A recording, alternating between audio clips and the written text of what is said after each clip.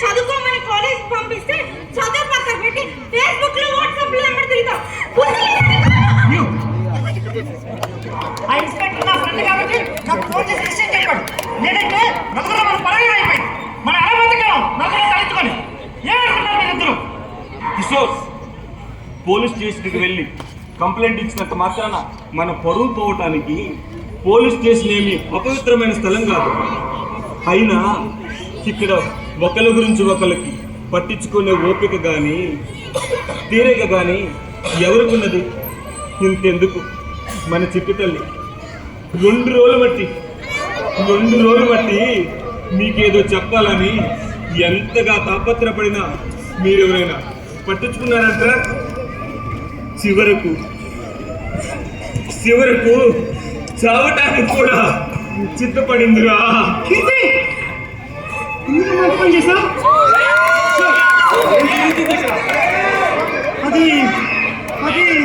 బాబు, మేము పోలీస్ స్టేషన్కి వచ్చి కంప్లైంట్ ఇచ్చామని మా పరువు పోతుందని మా బాబు అంటున్నాడు.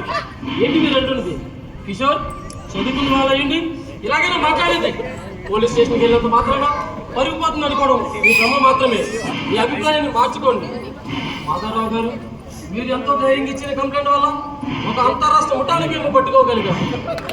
అరికట్టడంలో మా బాధ్యత మాత్రమే కాదు, మీ సహకారం కూడా ఎంతో అవసరం. పోలీస్ స్టేషన్కి రావాలంటే ఎంతైనా భయమే కదా, ధైర్యం సరిపోతుంది. మీరన్నది కూడా నిజమేనమ్మా. ఎవరో చేసిన చిన్న తప్పుడు పని వల్ల మొత్తం పోలీస్ డిపార్ట్మెంటే తప్పు పట్టడం సరికాదమ్మా. డ్యూటీ చేస్తున్న చాలా మంది మంచి వాళ్ళు కూడా ఉన్నారు.